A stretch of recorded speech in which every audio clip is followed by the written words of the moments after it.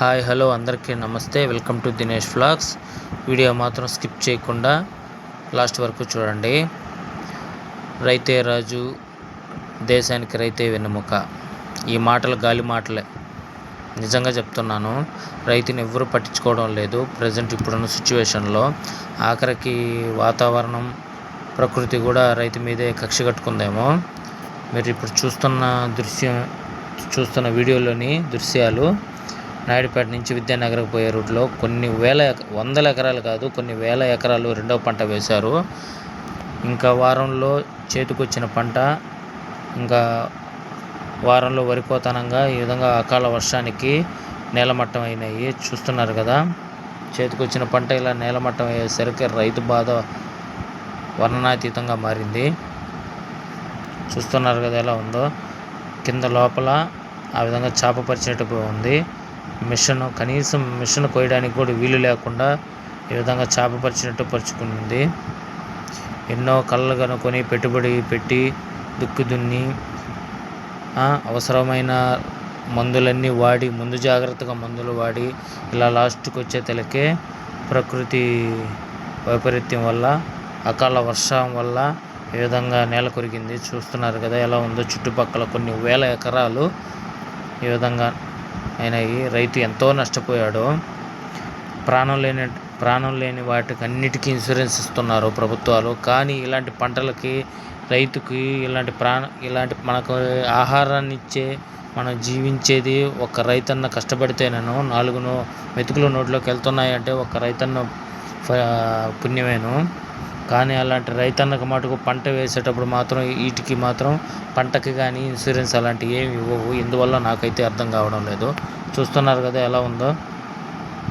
ఇంకా ఎలాంటి రైతు ఎదిగేది చెప్పాలి మీరే. నాకైతే ఈ దృశ్యం చూసిన తర్వాత అయితే ఏడుపు ఒక్కటే ఆగలేదు. ఎందుకంటే నేను ఒక రైతు బిడ్డనే. చూస్తున్నారు కదా, కొంచెం సాఫ్ట్వేరు కానీ ఇంకేదైనా కంపెనీలు కానీ కొంచెం డౌన్ అయ్యంటే అబ్బో అని పేపర్లో వేస్తుంటారు. కానీ రైతునికి ఇలాంటి కష్టం వస్తే ఒక్కరు పట్టించుకోరు. చూస్తున్నారు కదా, కొన్ని వేల ఎకరాలు కోయాల్సి ఉంది. కానీ అకాల వర్షానికి ఇలా నేలకి ఒరిగింది. ప్రభుత్వాలు మాత్రం పట్టించుకోవు. మాటలకి ప్రభుత్వమే కాదండి, ప్రతి ఒక్కరు ఎవ్వరూ కూడా అంతే. రైతు అంటేనే ఇది చీప్గా తీసేస్తారు. చూడండి మొత్తం ఈ చేలో చూడండి, మొత్తం మొదటి నుంచి లాస్ట్ వరకు చూడండి బాగా. నేను డ్యూటీలో ఉన్నాను, టైం లేనందువలన కొంచెం నిదానంగా డ్రైవింగ్ చేస్తూ వీడియో తీయాల్సి వచ్చింది. అందువల్ల అటు ఇటు 2 పక్కల చూపిస్తున్నాను చూడండి. మొత్తం కొనావరికి కన్ను చూపు మేర మొత్తం పొలాలు, మొత్తం పంటే. ఇంకొక వారంలో పంట కోయాల్సి ఉంది. కానీ ఇంతలోపే వర్షానికి చూడండి ఎంతమంది బలి అయిపోయారో. ఆ రైతన్న కష్టం వలన అయితే చెప్పుకోలేని పరిస్థితి. కొంతమంది అయితే పచ్చిగా ఉన్నప్పుడే ఇంకెందుకు అదన్నా మిగులుతుందేమో కొంతమంది మిషన్లు పెట్టి కోపించేశారు. చూడండి ఎలా ఉందో పంట. ఇంకా వారంలో కోయాల్సిన పంటది. చూడండి ఈ దృశ్యం ఎంతకంటే దారుణంగా ఇంకేమన్నా ఉంటాయో చెప్పండి. కొన్ని వేల ఎకరాలు ధాన్యం నష్టం. ఎంత నష్టం రైతుకు నష్టం, ధాన్యం నష్టం. ఎక్కడెక్కడో అప్పులు తెచ్చి ఇంట్లో ఉన్న బంగారు